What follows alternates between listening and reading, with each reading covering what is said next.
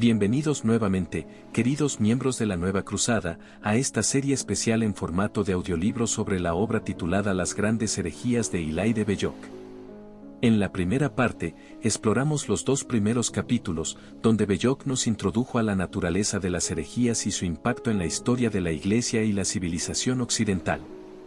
Hoy continuamos con el tercer capítulo, dedicado a una de las herejías más trascendentales y peligrosas en la historia de la fe cristiana, el arrianismo. Surgida en el siglo IV, esta doctrina negaba la plena divinidad de Jesucristo, cuestionando uno de los fundamentos esenciales de la doctrina cristiana, la Trinidad. El arrianismo no solo puso en peligro la unidad de la Iglesia en su momento, sino que también influyó en movimientos posteriores que siguen negando la divinidad de Cristo. En este capítulo, Belloc analiza no solo el alcance histórico de esta herejía, sino también las lecciones que deja para los cristianos de todas las épocas. Si aún no has escuchado la primera parte, te invito a buscarla en nuestro canal para que sigas esta serie desde el principio. Y si este contenido te interesa, no olvides suscribirte, activar las notificaciones y compartir este video con tus amigos. Y ahora, sin mayores demoras, comencemos.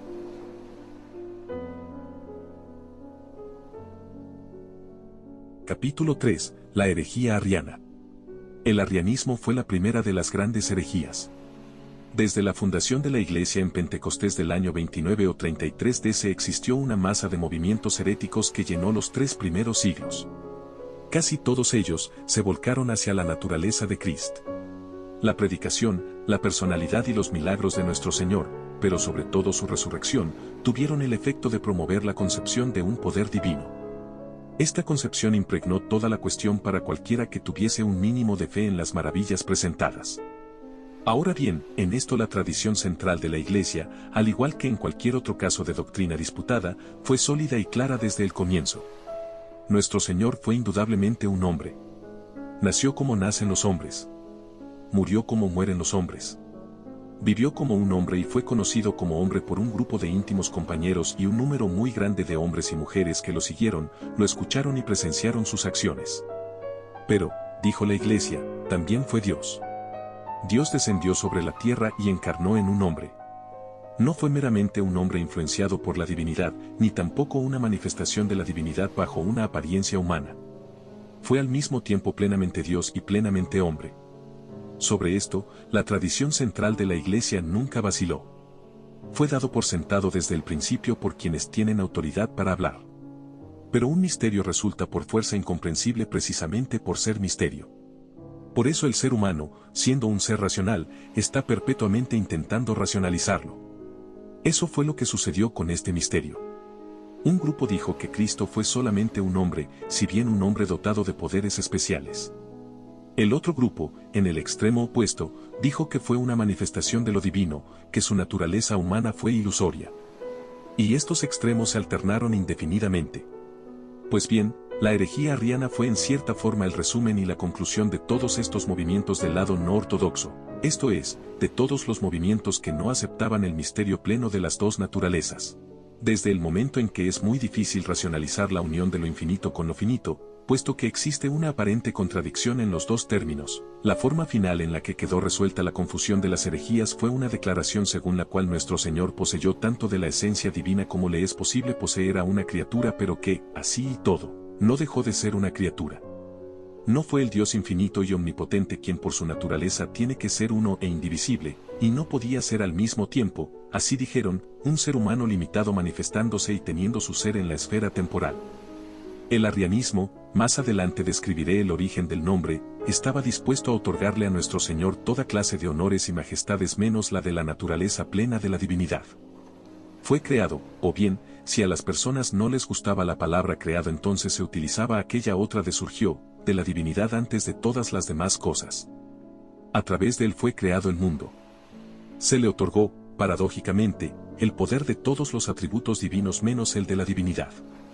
En lo esencial, este movimiento surgió de exactamente las mismas fuentes que las de cualquier otro movimiento racionalista desde el principio de los tiempos hasta el presente. Surgió del deseo de visualizar en forma clara y simple algo que está más allá del alcance de la visión y de la comprensión humanas.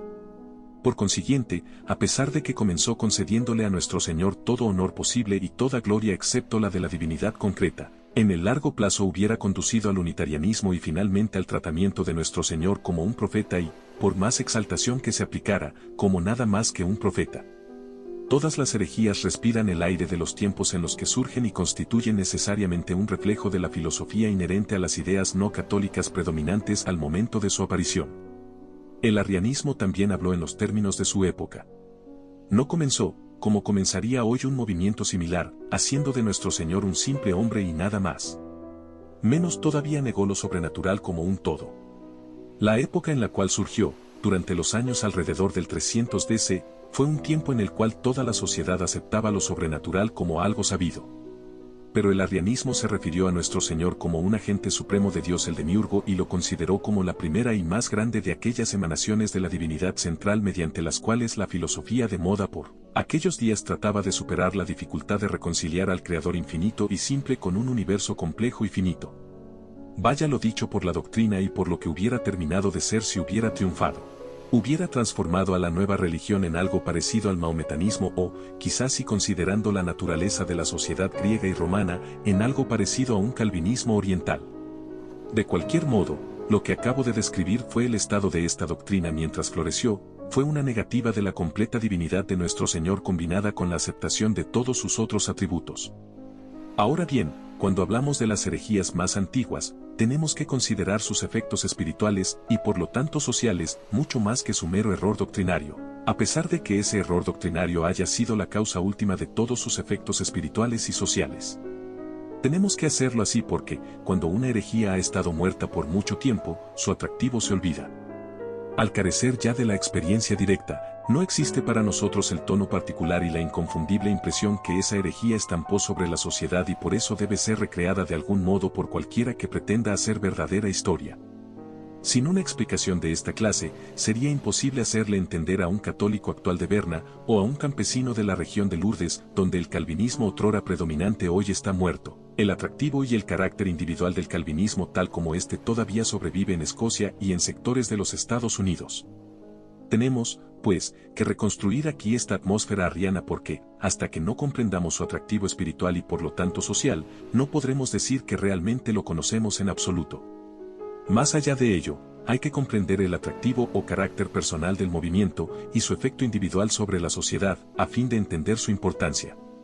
No existe error más grande a lo largo y ancho de toda la mala historia que imaginar que las diferencias doctrinarias no tienen intensos efectos sociales porque son abstractas y se hallan alejadas de las cosas prácticas de la vida.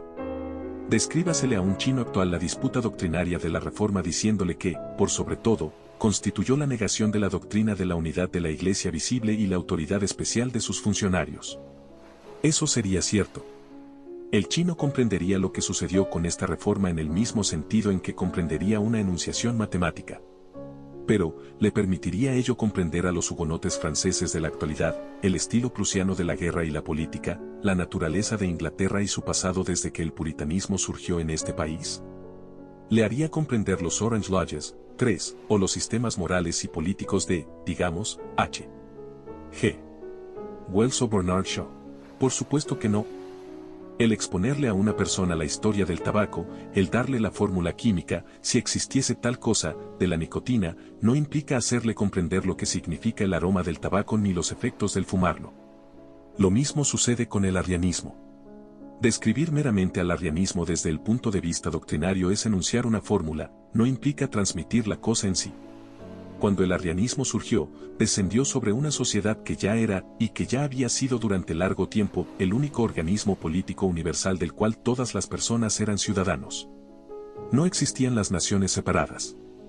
El Imperio Romano era un solo estado desde el Éufrates hasta el Atlántico y desde el Sáhara hasta los Highlands escoceses. Se gobernaba de un modo monárquico por el comandante en jefe, o los comandantes en jefe, de los ejércitos. El título del comandante en jefe era el de imperator, de donde proviene nuestra palabra emperador, y por ello denominamos dicho estado como Imperio Romano. Lo que el emperador, o los emperadores asociados, declaraban ser constituía oficialmente la actitud de la totalidad del imperio. De acuerdo al último esquema existieron 2 emperadores, cada uno con un coadjutor, lo cual hace 4, pero pronto se fusionaron en una sola cabeza y en un único emperador. Los emperadores, y por lo tanto todo el esquema oficial que dependía de ellos, habían sido anticristianos durante el periodo en que Iglesia Católica creció en medio de la sociedad pagana de romanos y griegos. Durante casi 300 años, los emperadores y la estructura oficial de aquella sociedad consideraron a la crecientemente poderosa Iglesia Católica como una extraña y muy peligrosa amenaza para las tradiciones y, por consiguiente, para la fortaleza del antiguo mundo grecorromano. La Iglesia, tal como estaba establecida, constituía un Estado dentro del Estado, poseía sus propios funcionarios supremos, los obispos, y su propia organización altamente desarrollada y poderosa. Estaba en todas partes. Contrastaba fuertemente con el mundo antiguo en medio del cual se había arrojado. Lo que sería la vida para uno significaría la muerte para el otro. El mundo antiguo se defendió a través de la acción de los últimos emperadores paganos que lanzaron muchas persecuciones contra la Iglesia, terminando en una persecución final y muy drástica que fracasó. Al principio la causa católica fue apoyada, y por último abiertamente sostenida, por un hombre que conquistó a todos sus rivales y se estableció como el monarca supremo de todo el Estado, el emperador Constantino el Grande, que gobernó desde Constantinopla, la ciudad que fundó llamándola la Nueva Roma. Después de este acontecimiento, el gobierno central del imperio fue cristiano. Para el crítico año de 325 DC, casi 3 siglos después de Pentecostés, la Iglesia Católica se había convertido en la religión oficial del imperio, o al menos en la religión del palacio, y permaneció siéndolo, excepto un intervalo excepcional muy corto, mientras el imperio existió. Pero no hay que imaginarse que la mayoría de las personas ya adherían a la religión cristiana, ni siquiera en el este de habla griega. Por cierto que no constituían nada parecido a una mayoría en el oeste de habla latina. Como en todos los grandes cambios a lo largo de la historia, los grupos involucrados fueron minorías imbuidas de diferentes grados de entusiasmo, o falta de entusiasmo. Estas minorías tuvieron diferentes motivaciones y lucharon por imponer su predisposición mental a las masas titubeantes e indecisas. De estas minorías, los cristianos constituían la más numerosa y, lo que es más importante, la más vehemente, la más convencida y la única completa y estrictamente organizada. La conversión del emperador les aportó una gran afluencia de personas pertenecientes a la mayoría indecisa.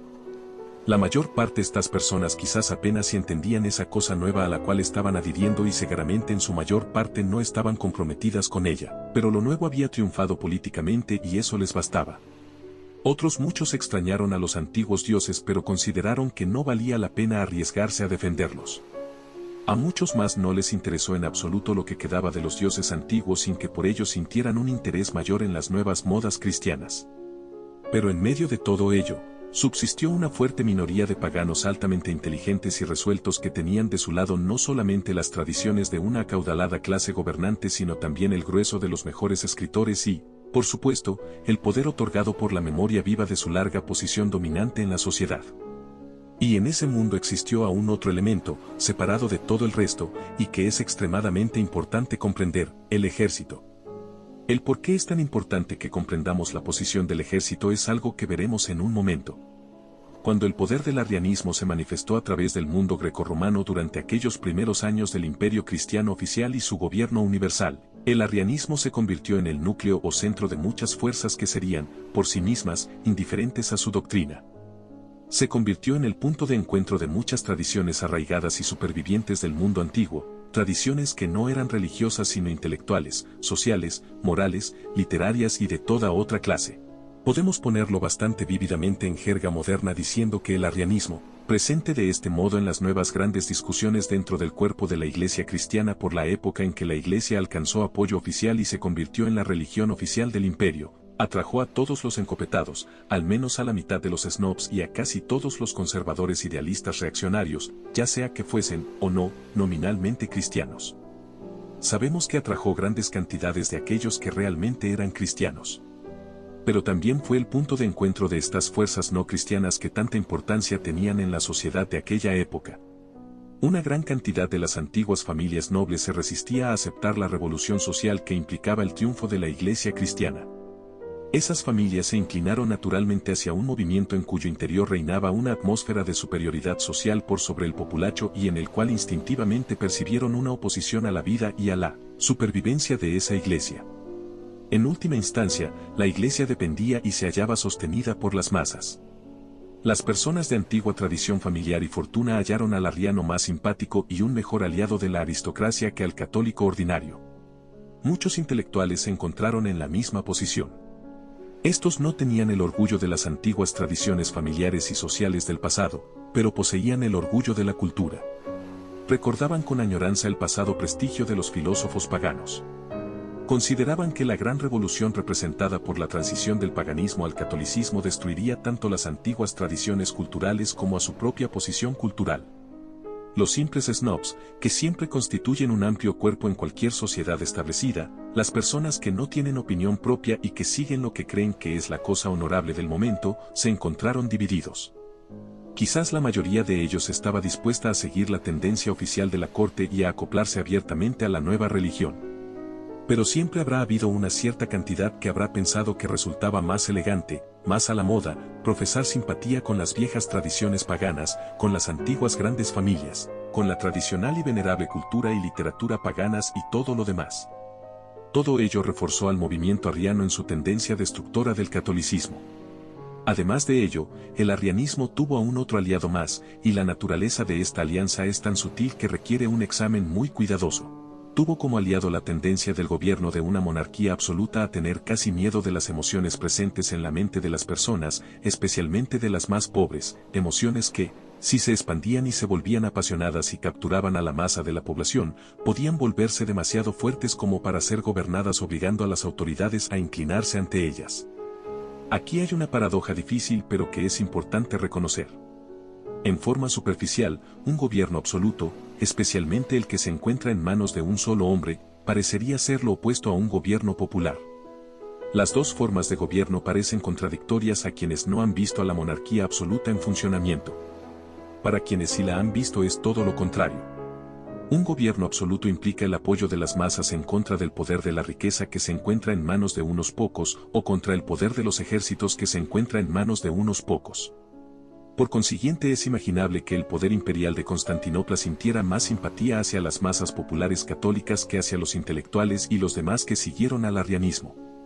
Pero, si bien la misma existencia de un gobierno absoluto responde a la necesidad de defender a las masas de una minoría poderosa, no debemos olvidar que es un gobierno al que le gusta gobernar.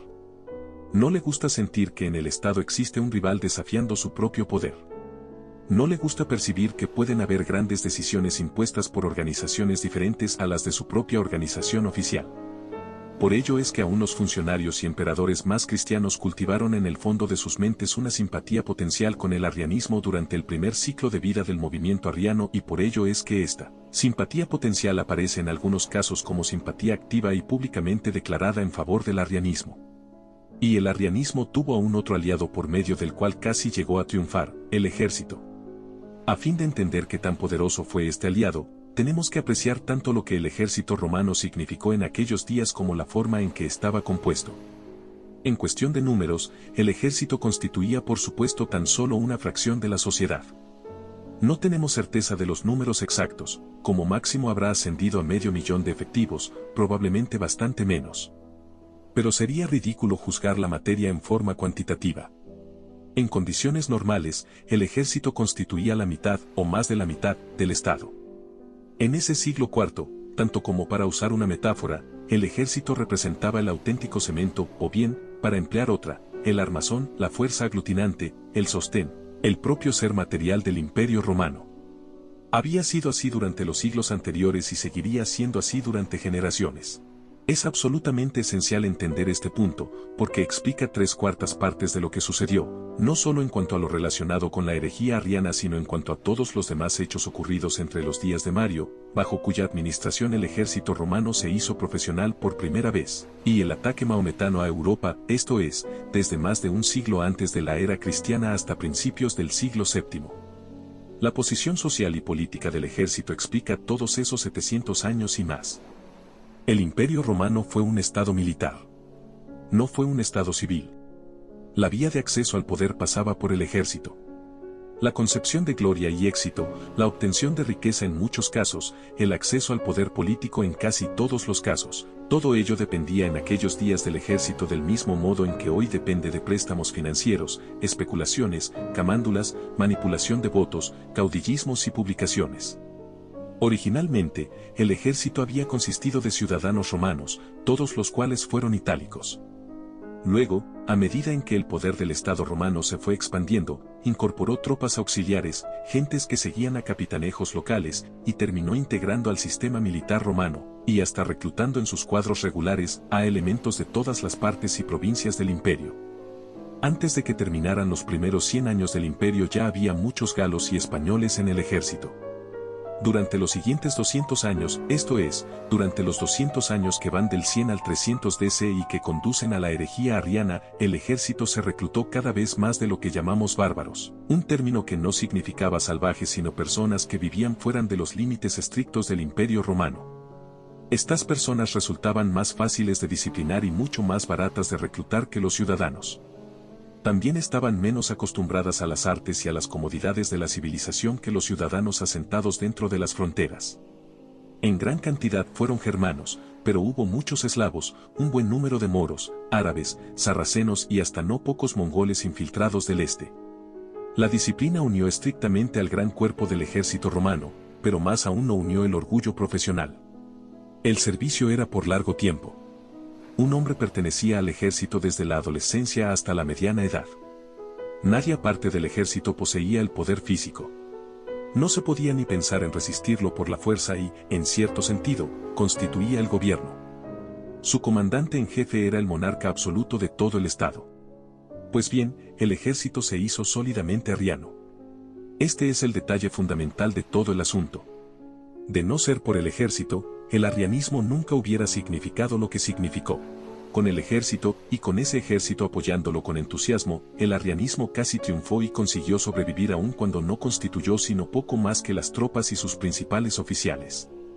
Es cierto que una cantidad de tropas germanas de fuera del imperio fue convertida por misioneros arrianos en un momento en el cual la alta sociedad era arriana. Pero esa no es la razón por la cual el ejército en su totalidad se hizo arriano.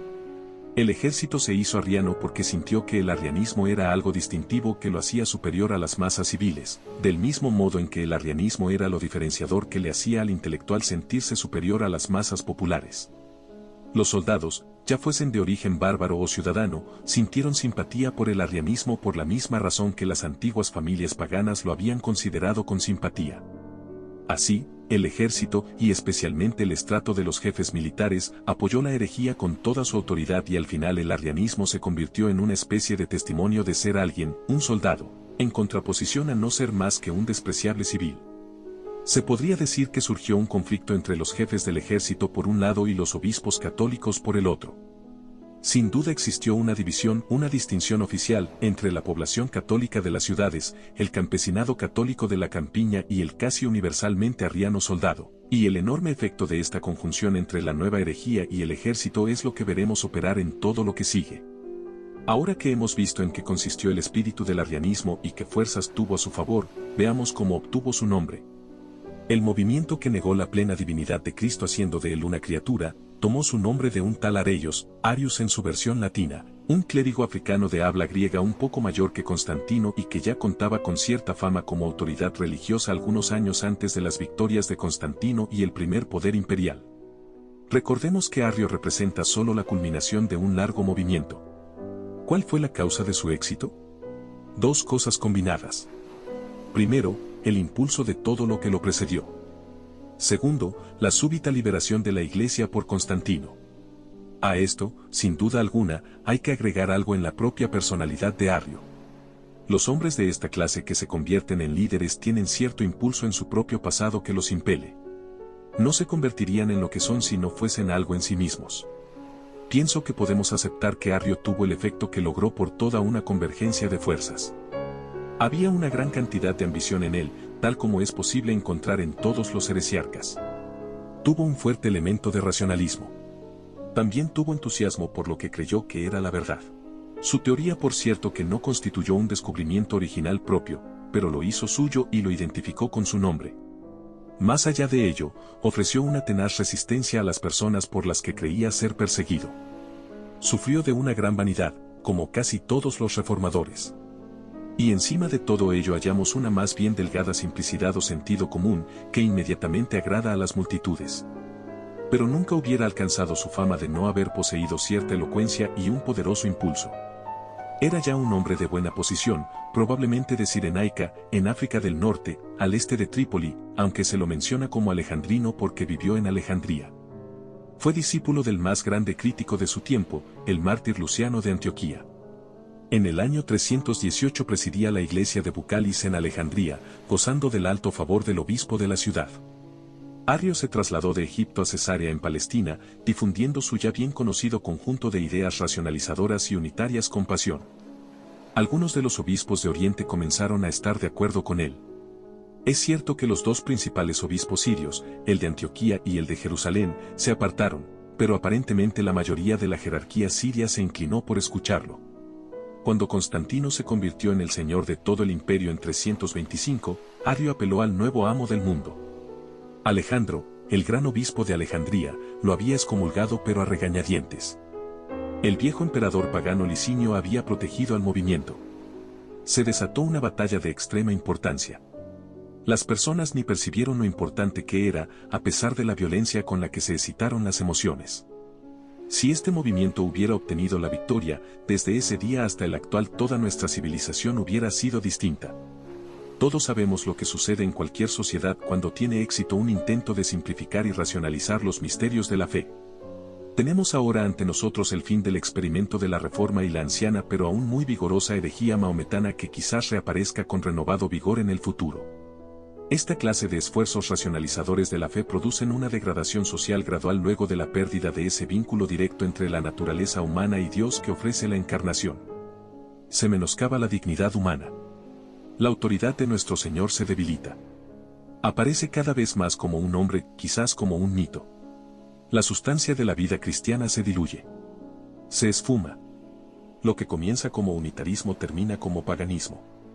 Para terminar con la disputa que dividía a toda la sociedad cristiana, el emperador ordenó la celebración de un concilio a reunirse en el año 325 DC en la ciudad de Nicea, a 50 millas de la capital, sobre el lado asiático de los estrechos. Se convocó allí a los obispos de todo el imperio, incluso a los de los distritos externos en donde los misioneros habían plantado la fe.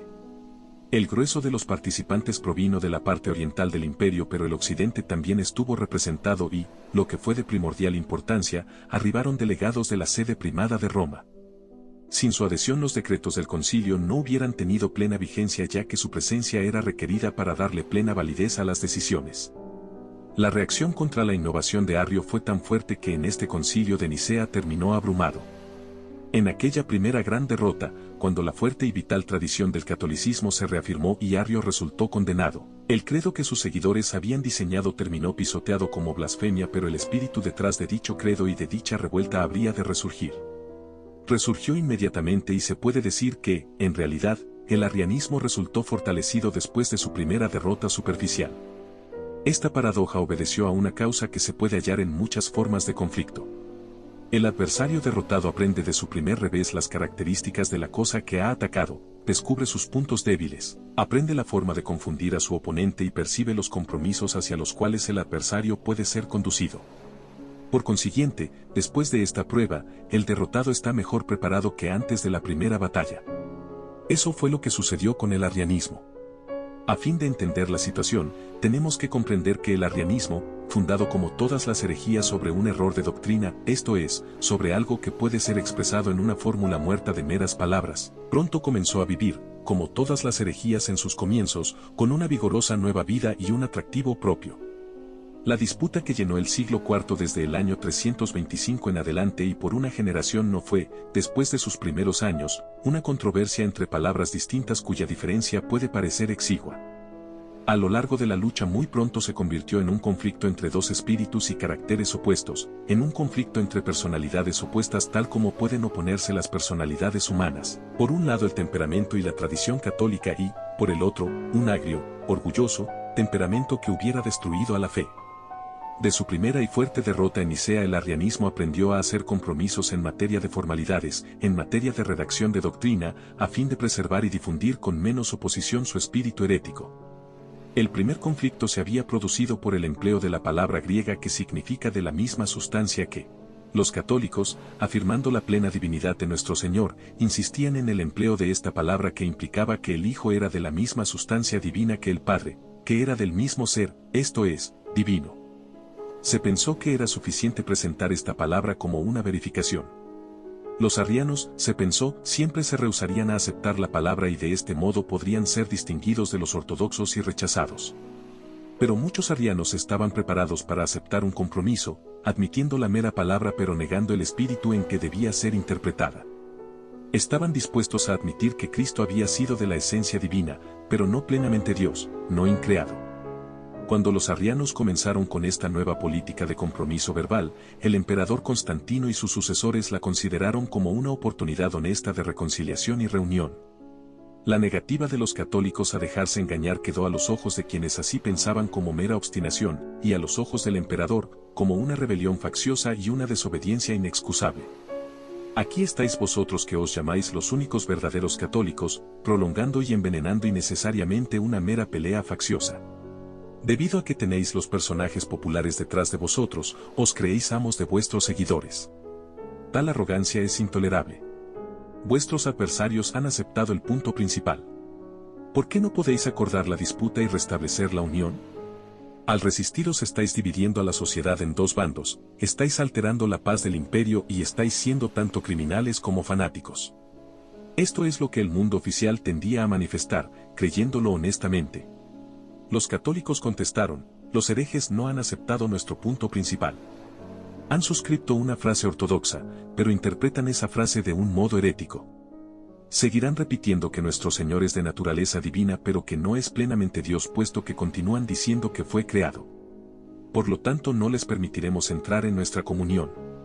Hacerlo significaría poner en peligro el principio vital por el cual la Iglesia existe, el principio de la encarnación, y la Iglesia es esencial para el imperio y para la humanidad. En este punto entró en combate la fuerza personal que al final obtuvo la victoria para el catolicismo, San Atanasio. La cuestión fue decidida por la tenacidad y perseverancia de este santo, patriarca de Alejandría, la gran sede metropolitana de Egipto. San Atanasio gozaba de una posición ventajosa desde el momento en que Alejandría era la segunda ciudad más importante del Imperio Oriental y, como obispado, una de las primeras 4 del mundo. Más allá de ello gozaba de un apoyo popular que nunca le falló y que hizo que sus enemigos vacilaran en tomar medidas extremas contra él. Pero todo esto no hubiera sido suficiente si el hombre no hubiese sido lo que fue. Por el tiempo en que participó del concilio de Nicea en el 325 era todavía un hombre joven, probablemente de poco menos de 30 años, y solo participó como diácono, si bien ya su potencia y su elocuencia eran notables. Vivió hasta los 76 o 77 años de edad falleciendo en el 373 DC y durante la totalidad de esa larga vida sostuvo con inflexible energía la plena doctrina católica de la Trinidad. Cuando se sugirió el primer compromiso con el arrianismo, Atanasio ya era arzobispo de Alejandría. Constantino le ordenó readmitir a Arrio a la comunión. Atanasio se negó. Fue un paso extremadamente peligroso de dar porque todo el mundo admitía el pleno poder del monarca sobre la vida y la muerte de sus súbditos y la rebelión era considerada el peor de los crímenes. Atanasio también resultó percibido como atroz y extravagante ya que la opinión generalizada en el mundo oficial, entre las personas con influencia social y en el seno del ejército, era que el compromiso debía ser aceptado. Atanasio fue exiliado a la Galia, pero el Atanasio en el exilio resultó ser aún más formidable que el Atanasio en Alejandría. Su presencia en Occidente tuvo el efecto de reforzar el fuerte sentimiento católico de esa parte del imperio. Lo llamaron de regreso. Los hijos de Constantino que se sucedieron uno tras otro en el imperio, vacilaron entre una política de asegurarse el apoyo popular, que era católico, o bien asegurarse el apoyo del ejército, que era arriano.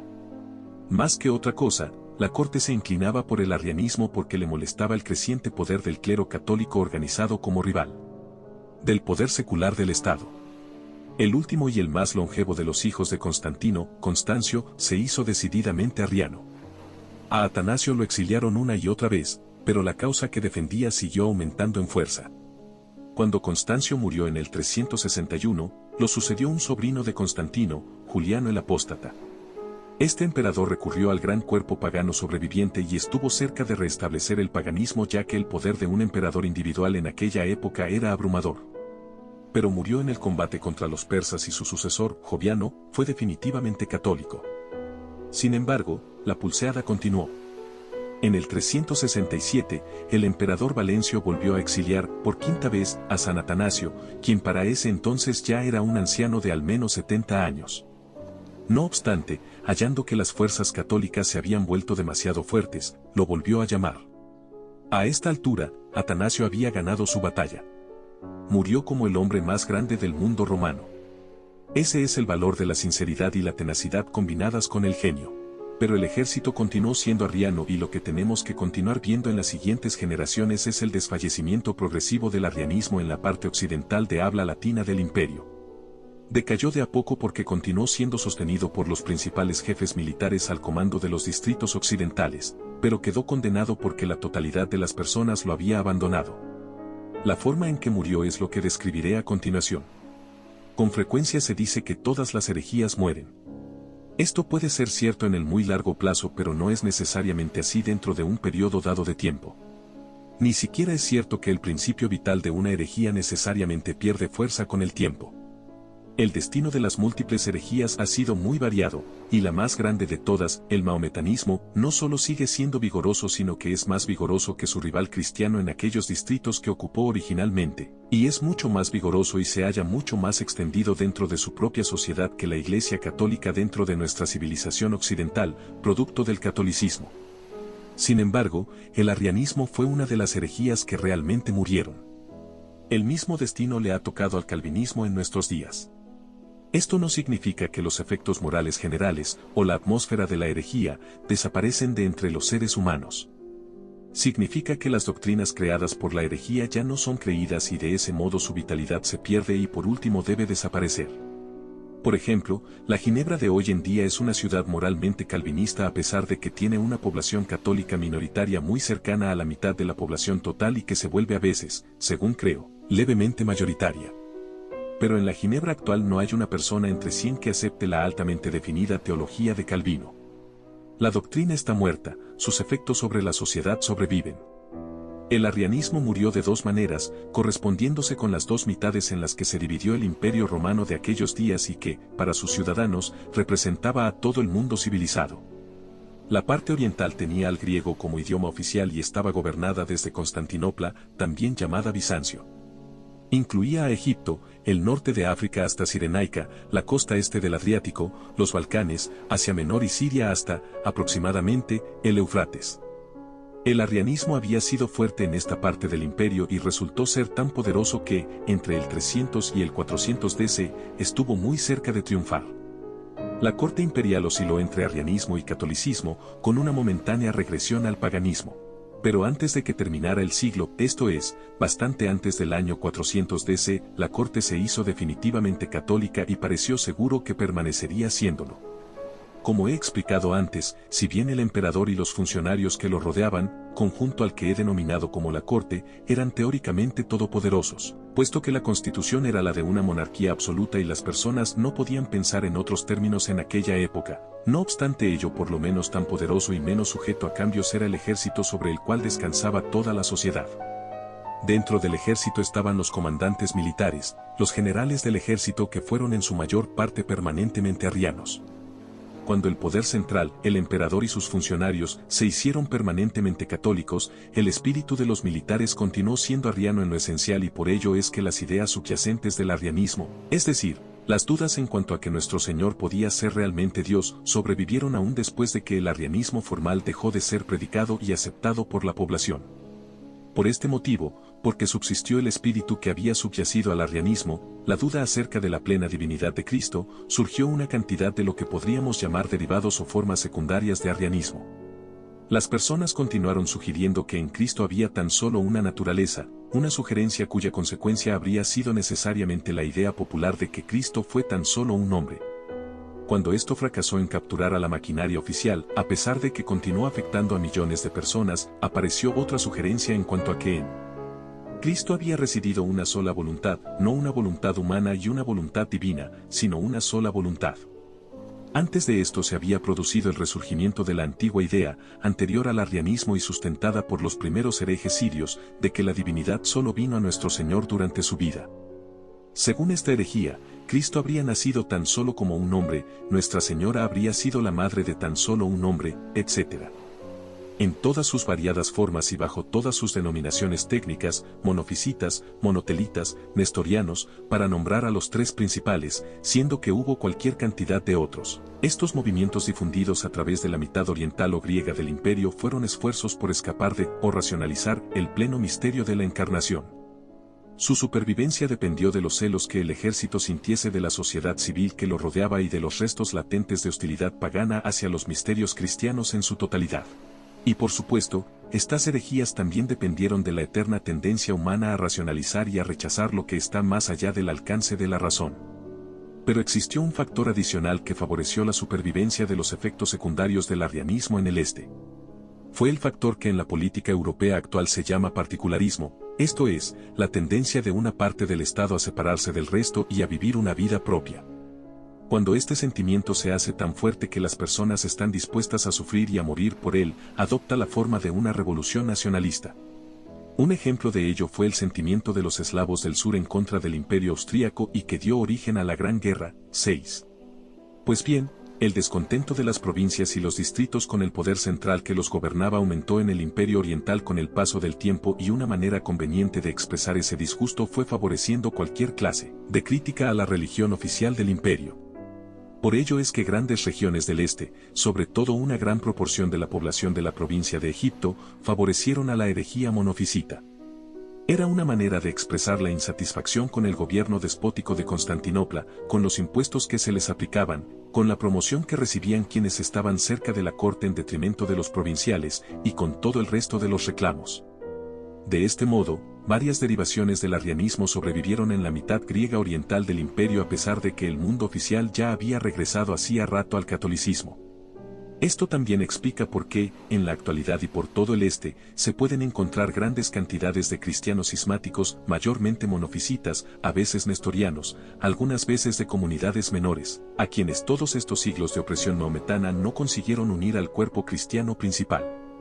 Lo que puso fin no a estas sectas, por cuanto todavía existen, sino a su importancia, fue el súbito surgimiento de esa enorme fuerza antagónica a todo el mundo griego, el Islam, la nueva herejía maometana proveniente del desierto que rápidamente se convirtió en una contrarreligión y en implacable enemiga de todos los cuerpos cristianos más antiguos. La muerte del arrianismo en el este se produjo cuando los conquistadores árabes convirtieron a la masa del imperio cristiano oriental en un pantano. En vista de ese desastre, aquellos cristianos que se habían mantenido independientes vieron en la ortodoxia su única posibilidad de supervivencia y es por ello que, en el este, hasta los efectos secundarios del arrianismo se extinguieron en los países libres del sojuzgamiento maometano. En Occidente la suerte del arrianismo es bastante diferente. En Occidente, el arrianismo se extinguió por completo. Cesó de ser. No dejó derivaciones que subsistieran. Por lo general, se malinterpreta la historia de la muerte del arrianismo en Occidente porque la mayor parte de nuestra historia ha sido escrita hasta ahora sobre la base de una concepción equivocada acerca de cómo era la sociedad cristiana europea en Europa Occidental durante los siglos IV, V y V, esto es, durante el periodo que se extiende desde el momento en que Constantino deja Roma y funda la nueva capital del imperio, Bizancio, y la fecha en que, a principios del siglo VI, de 633 en adelante, la invasión maometana cae sobre el mundo. Lo usual es que se nos diga que el imperio occidental fue arrollado por las tribus salvajes de los godos y los visigodos, vándalos, suevos y francos que conquistaron esa parte del imperio, es decir, Bretaña, Galia y la parte civilizada de Alemania sobre el Rin y el Danubio superior, Italia, África del Norte y España. El idioma oficial de toda esta región era el latín. La misa se celebraba en latín mientras que en la mayor parte del Imperio Oriental se celebraba en griego. Las leyes estaban escritas en latín y todos los actos administrativos se consignaban en latín.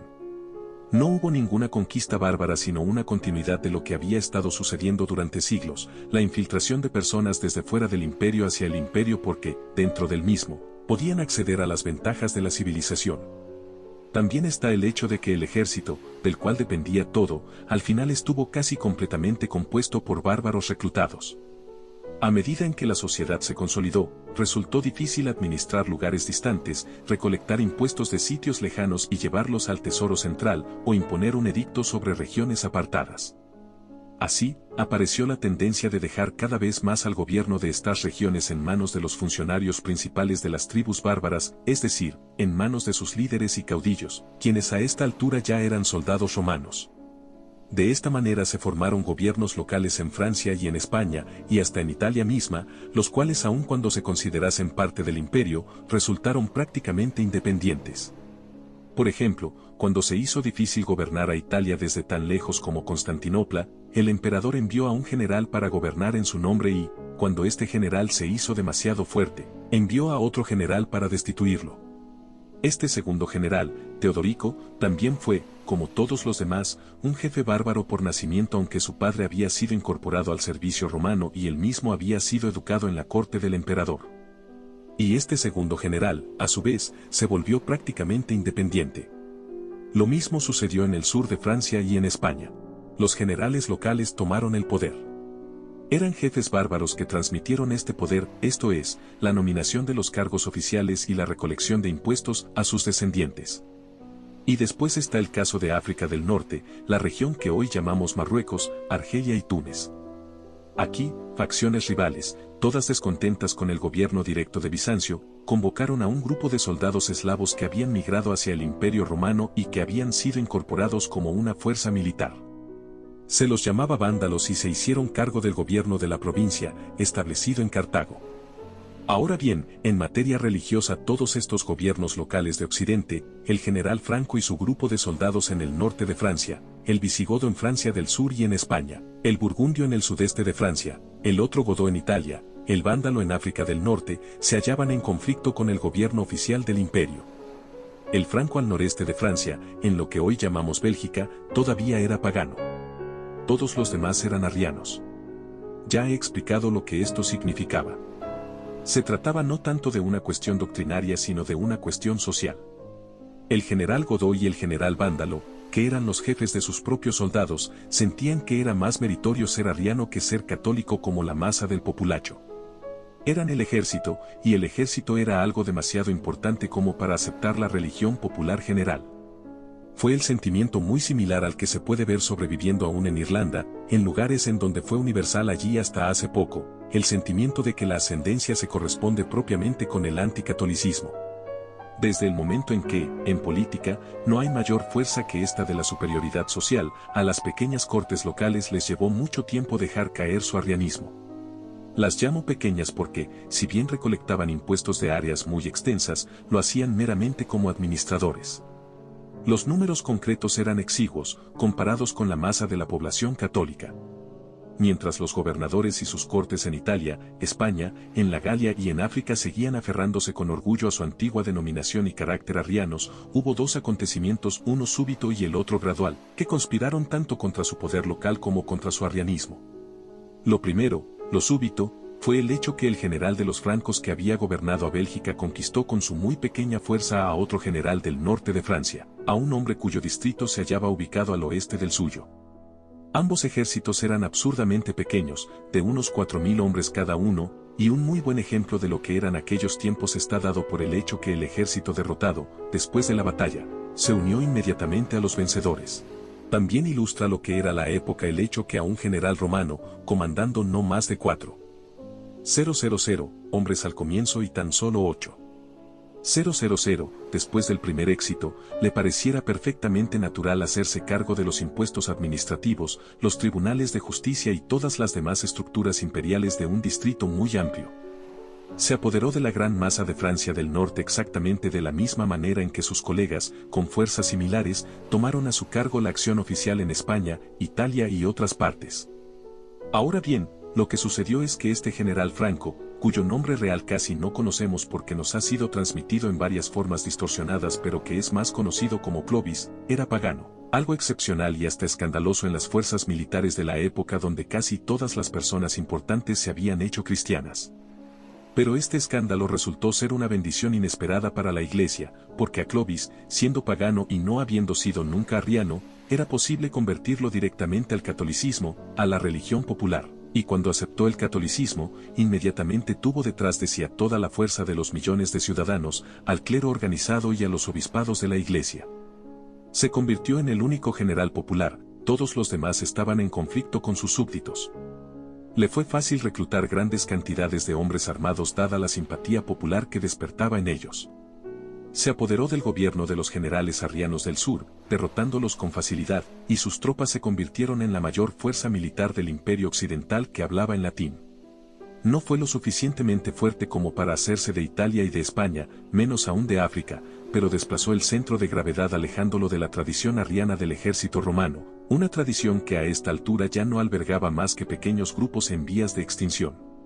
Baste lo dicho por el golpe súbito que afectó al arrianismo en Occidente. El proceso gradual que aceleró la decadencia del arrianismo fue de una clase diferente. En la decadencia de la sociedad, con cada año que pasaba se hacía más difícil recolectar impuestos, mantener un superávit y, por consiguiente, reparar caminos, puertos, edificios públicos y mantener en orden todo el resto de la estructura pública. Con esta decadencia financiera del gobierno y la desintegración social que la acompañaba, los pequeños grupos que nominalmente constituían los gobiernos locales perdieron su prestigio. Digamos, el año 450 era una gran cosa ser arriano en París, o Toledo, o Cartago, o Arles, Tolosa o Ravenna, pero 100 años más tarde, hacia digamos el año 550, el prestigio social del arrianismo había desaparecido. A cualquiera que quisiera progresar le convenía ser católico, y los pequeños grupos arrianos en vías de desaparición terminaron siendo despreciados aun cuando su irritación los llevó a actuar con salvajismo como ocurrió en África. Simplemente perdieron terreno. La consecuencia fue que, después de cierta demora, todos los gobiernos arrianos de Occidente se hicieron católicos, como en el caso de España, o bien, como sucedió en buena parte de Italia y en la totalidad del norte de África, fueron puestos otra vez bajo el gobierno directo del Imperio Romano desde Bizancio. Este último experimento no continuó por mucho tiempo. Existió otro cuerpo de soldados bárbaros, todavía arrianos, proveniente de las provincias del noreste que se hicieron del gobierno en el centro-norte de Italia y, poco tiempo después, la invasión maometana barrió el norte de África, pasó finalmente sobre España y hasta penetró en la Galia. La administración romana directa, en lo concerniente a la Europa occidental remanente, se extinguió. Su última existencia efectiva en el sur fue aplastada por el Islam. Pero mucho antes de que esto ocurriera, el arrianismo en Occidente había muerto. Esta fue la forma en que desapareció la primera de las grandes herejías que amenazó en un momento dado conminar y destruir la totalidad de la sociedad católica. El proceso había llevado casi 300 años y es interesante observar que, en lo que se refiere a las doctrinas, aproximadamente esa misma cantidad de tiempo, o algo más, fue suficiente para eliminar la sustancia de las múltiples herejías principales de los reformadores protestantes. También ellos casi habían triunfado a mediados del siglo XVI cuando Calvino, su figura principal, casi logra trastornar a la monarquía francesa. También ellos perdieron completamente su vitalidad hacia mediados del siglo XIX. Si te gustó este video, déjanos un pulgar arriba y compártelo con tus amigos. Y no te pierdas el siguiente episodio. Muchas gracias por tu apoyo y que Dios te bendiga.